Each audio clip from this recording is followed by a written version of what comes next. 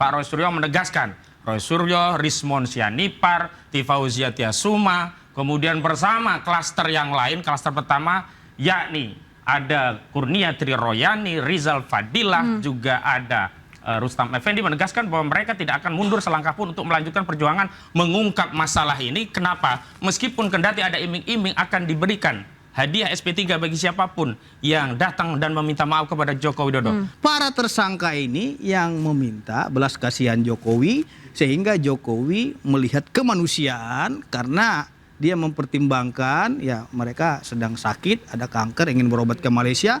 Dia memberikan pemaafan yang diberikan korban. Jadi seharusnya harus melihat dari sisi kemanusiaan yang ditunjukkan oleh Bapak Jokowi. Coba saya mau mendengar dari saudara Egy Sujana. Tapi berkaitan dengan soal tersangka, saya pikir orang yang punya sikap negarawan itu tidak akan mungkin melaporkan warga negaranya atau dulu pernah menjadi rakyatnya ke proses hukum yang sebenarnya dia bisa menempuh jalan yang paling sederhana untuk meyakinkan orang yang bertanya tentang ijazahnya, dan sudah secara baik-baik pada tanggal 15-16 Maret tahun yang lalu mendatangi, April maksud saya, tahun yang lalu mendatangi Solo juga Yogyakarta dengan surat resmi, dijawab resmi, ditemui resmi, tetapi sikap arogansi pemilik ijazah menyampaikan bukan hak saudara untuk meminta, tidak ada kewenangan untuk memaksa, dan tidak ada kewajiban bagi saya. Dan bahkan setelah itu justru dia menyampaikan bahwa dirinya merasa dihinakan sehina-hinanya, direndahkan serendah-rendahnya. Tidak akan ada yang menghentikan perjuangan kita. Allahu Akbar.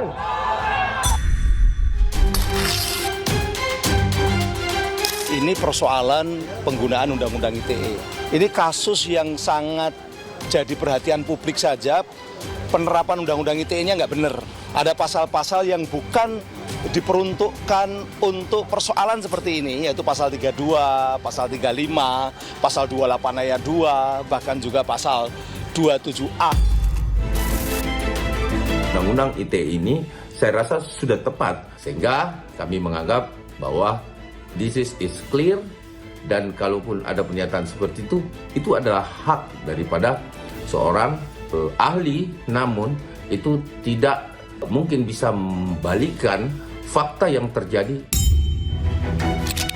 Jelas mereka tidak akan melakukan restoratif justice seperti Bang Egy Sujana maupun Bang Damai Hari Lubis, dan kita akan bertemu di pengadilan. Egy datang mau minta maaf. No way, jelas ya. Saya datang bukan untuk minta maaf. Bapak Jokowi yang terhormat, dia menyatakan saya harus bagaimana. Saya minta perintah Kapolri kepada Kapolda, Kapolda kepada Dirkrimum, cabut cekal saya dan SP3 kan saya. Ada atau tidak itu tidak perlu diperdebatkan, karena menurut saya niat baik silaturahmi itu saya hormati dan hargai. Kasus ini sekarang dilimpahkan ke kejaksaan. Tapi yang paling tegang tuh bukan teman-teman kita ini yang tegang. Justru Jokowi yang sangat tegang. Karena permainan itulah yang ditunggu oleh Roy Suryo dan kawan-kawan. Permainan di lapangan dan terbuka.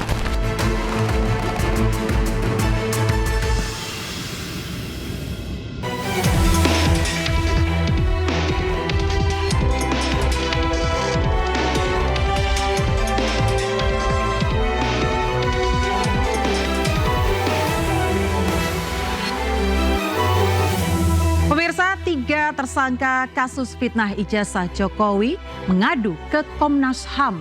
Roy, Rismon, Tifa melaporkan status tersangka yang dinilai melanggar HAM.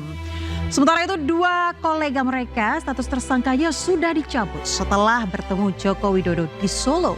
Pencabutan status tersangka dan penghentian penyidikan mendapat perlawanan dari Roy CS. Apakah perlawanan mereka akan berhasil? Bersama saya Ayah Nufus, inilah Interupsi.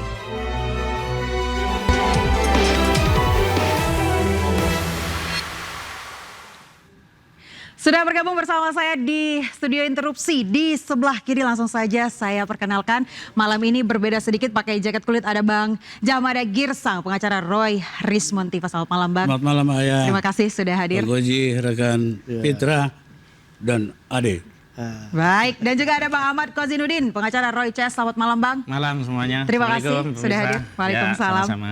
Dan di sebelah kanan saya ini yang pakai bunga, di sebelah kiri Bang Pitra. Terima kasih sudah hadir, Presiden Petisi Ahli. Selamat malam Ayah cantik, semoga sehat selalu. Terima kasih. Dan juga sudah ada Bang Ade Dermawan, Sekjen Peradi Bersatu. Terima kasih sudah hadir. Mbak Aya dan seluruh pemerintah yang ada di rumah dan di studio. Baik, saya ingatkan kembali sebelum kita mulai perdebatan pada malam hari ini, Anda Bapak-Bapak boleh adu argumen, boleh adu gagasan, tapi jangan lupa terlebih dahulu katakan interupsi.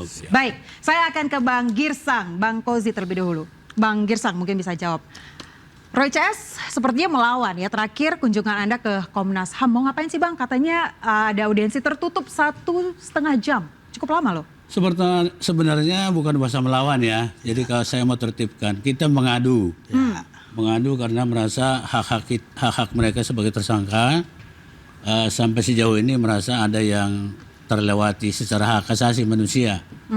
Apa itu? Hak kebebasan, hak keadilan yang terjadi di Polda Metro Jaya. Jadi oleh sebab itu inilah periode kedua sebenarnya kami ke Komnas HAM. Tahun lalu kalau nggak salah Agustus atau apa itu ya saya lupa. Ini yang kedua. Nah kenapa? Karena pengaduan yang lalu itu tidak ada progresifnya. Tidak ada sama sekali gitu loh.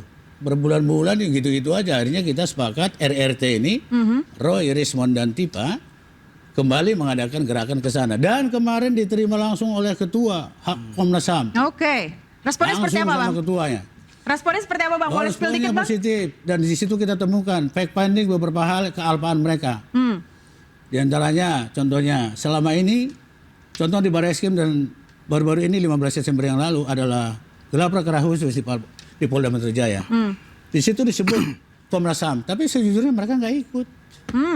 Jadi kalau bahasa Rismond dan Roy itu ya mencatut gitu loh. Oke. Mencatut nama Komnas HAM padahal tidak hadir mereka. Kalau menurut Anda itu sebuah sifat apa? Finding kita kemarin di sana. Oke. Aku ikut langsung. Menurut Abang itu sebuah sikap apa yang tercermin? Ya seharusnya selaku Komnas HAM ya apa sih digunakan? Gunanya apa sih Komnas HAM itu? Tentu meluruskan jika ada hak-hak yang dibelokkan, hak-hak yang tidak terpenuhi. Khususnya bagi tersangka Roy, Rismond dan Tifa. Oke, saya dengar tanggapan Bang Ade dulu. Seperti apa Bang tanggapan Anda terkait dengan Hak daripada tersangka biasa. Yang namanya advokat itu, ya, sepengalaman saya, pastinya akan menempuh berbagai cara untuk bagaimana caranya klien teman-teman ini bisa memiliki alibi atau dalil yang kuat untuk bagaimana menghapus status tersangka itu. alibi atau fakta Bang? Kalau ada fakta gimana? Alibi. Karena fakta hukumnya ya tersangka. Itu fakta.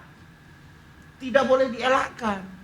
Di Republik ini tidak ada penyidik, apalagi sekelas Polda Metro Jaya yang menetapkan tersangka tanpa dasar yang kuat. Oke, Bang Ade, sepertinya audio Anda sedikit terganggu. Saya mau minta pendapat Bang Pitra dulu terkait dengan apakah benar tadi memang mencari alibi sepertinya tim Roy Suryo CS ini? Yes, kalau kuasa hukum berbicara pasti itu subjektivitas kepada kliennya karena untuk kepentingan pembelaan. Yang namanya tersangka berarti ada praduga terhadap si pelaku melakukan perbuatan tindak pidana. Sebagaimana yang dilaporkan itu terkait dengan pencemaran nama baik, fitnah, pengubahan dokumen elektronik, manipulasi data, Junto 55. Tapi bagaimana Anda melihat bahwa kepolisian ini menetapkan tersangka tanpa ada keterlibatan dari Komnas HAM? Saya kira Komnas HAM tidak memiliki jalur untuk mengintervensi proses hukum yang sedang berjalan. Karena fungsi penyelidikan dan penyidikan itu adalah wewenang daripada kepolisian. Komnas HAM itu sifatnya hanyalah rekomendasi apabila memang ada dugaan pelanggaran HAM yang dilakukan selama dalam menjalankan proses hukum yang sedang bergulir tadi. Tapi saat ini kita tidak melihat adanya pelanggaran HAM yang dilakukan oleh korban maupun Polda Metro Jaya. Justru korban memberikan pengampunan kepada dua mantan tersangka sehingga itu diberikan SP3. Itu adalah bukti bahwasanya Jokowi memiliki sifat kenegarawan, memiliki jiwa yang bersih dan memiliki jiwa pemaaf.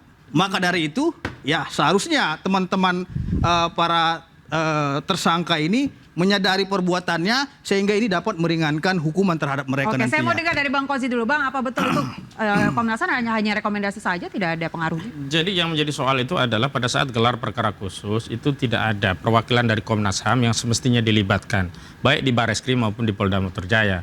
Tetapi rilis dari Polda Metro Jaya menyatakan sudah melibatkan Komnas HAM. Poinnya di sana. Karena itu Komnas HAM menegaskan tidak pernah dilibatkan dalam proses gelar perkara khusus, dan itu yang kemudian menjadi catatan penting kami, terlepas memang tersangkanya sudah ditetapkan lebih dulu. Tapi berkaitan dengan soal tersangka, saya pikir orang yang punya sikap negarawan itu tidak akan mungkin melaporkan warga negaranya atau dulu pernah menjadi rakyatnya ke proses hukum yang sebenarnya dia bisa menempuh jalan yang paling sederhana untuk meyakinkan orang yang bertanya tentang ijazahnya, dan sudah secara baik-baik pada tanggal 15-16 Maret tahun yang lalu mendatangi, April maksud saya, tahun yang lalu mendatangi Solo juga Yogyakarta dengan surat resmi, dijawab resmi, ditemui resmi, tetapi sikap arogansi pemilik ijazah menyampaikan bukan hak saudara untuk meminta, tidak ada kewenangan untuk memaksa, dan tidak ada kewajiban bagi saya. Dan bahkan setelah itu justru dia menyampaikan bahwa dirinya merasa dihinakan sehina-hinanya, direndahkan serendah-rendahnya. Saya ingin tegaskan bahwa klien kami tidak sedang melawan, tapi terus berjuang. Alhamdulillah pada saat komitmen di Gedung Juang pada 19 Januari yang lalu, Pak Roy Suryo menegaskan, Roy Suryo, Rismon Sianipar, Tifauzia Tiasuma, kemudian bersama klaster yang lain, klaster pertama yakni ada Kurnia Triroyani, Rizal Fadilah, juga ada Rustam Effendi, menegaskan bahwa mereka tidak akan mundur selangkah pun untuk melanjutkan perjuangan mengungkap masalah ini. Kenapa? Meskipun kendati ada iming-iming akan diberikan hadiah SP3 bagi siapapun yang datang dan meminta maaf kepada Joko Widodo. Padahal sebenarnya yang semestinya... Sebentar Bang, berarti menurut Anda terkait dengan hadirnya saksi ahli itu belum cukup perjuangannya sampai di situ saja? Itu adalah bagian dari perjuangan, dan perjuangan itu tidak cukup dengan saksi ahli. Baik, saya dengar dulu, Karena sebentar, saya dengar dulu Bang Ade, silakan Bang Ade. Tidak ada iming-iming. Jadi begini, kita jangan menggiring opini bahwa ada iming-iming di sini. Tidak ada itu.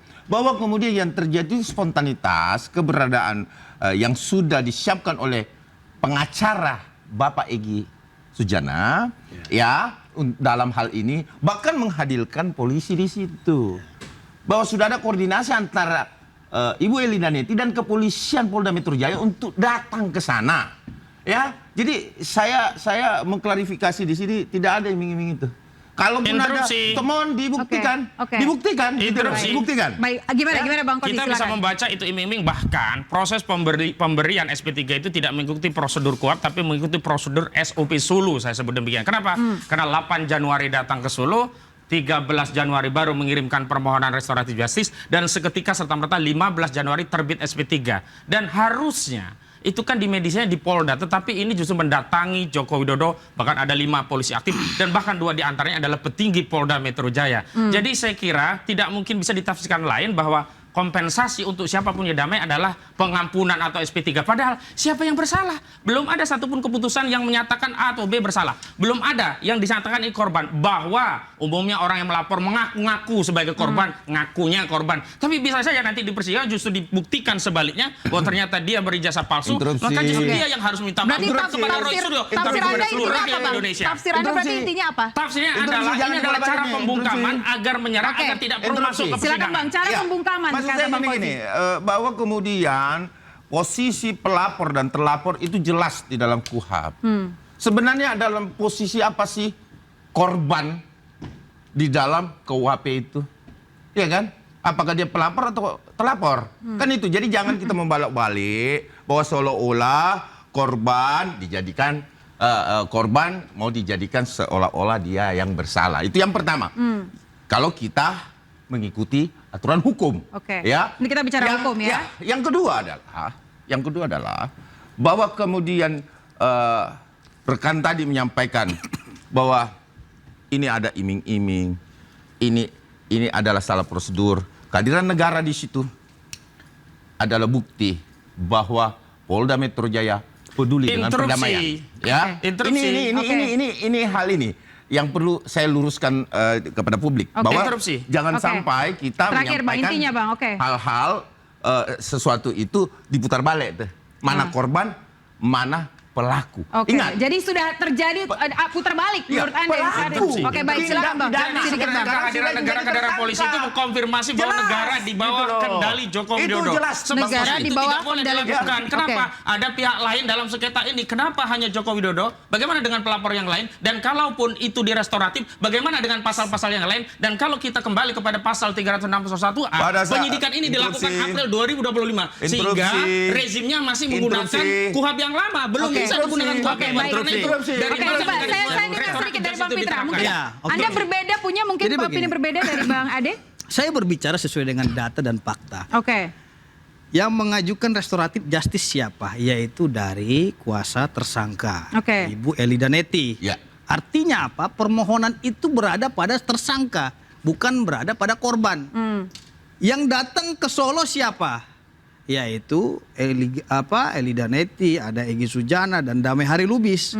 Artinya itu menunjukin bahwasanya para tersangka ini yang meminta belas kasihan Jokowi sehingga Jokowi melihat kemanusiaan karena dia mempertimbangkan ya mereka sedang sakit, ada kanker, ingin berobat ke Malaysia. Oke. Dia memberikan pemaafan yang diberikan Interupsi. korban. Jadi seharusnya harus melihat dari sisi kemanusiaan yang ditunjukkan oleh Bapak yang Jokowi. dilihat. Coba saya Saya mau mendengar. konfirmasi dari saudara Egy Sujana tidak pernah minta maaf. Videonya ada. Permintaan maaf Tidak berbeda. pernah minta maaf untuk mengonfirmasi memang tidak beda ada dengan perdamaian. permintaan Tapi maaf. karena Itu yang harus keputusan sepihak dipahami. dari Baik, Joko karena Widodo. Baik, saya ini akan- yang menjadi baik, solusi. saya akan tanya Kenapa dari Bang semuanya Gisang. otoritasnya ada pada Mengenai Joko restoratif Widodo? justice ini, Pemberian maaf interupsi ya. berbeda dengan permintaan maaf. Oke, Iya. penerimaan maaf berbeda dengan Dan karena permintaan maaf. pemberian dari- Saya akan tanya Bang Girsang nanti, tapi kita akan jeda terlebih dahulu, tetaplah di interupsi.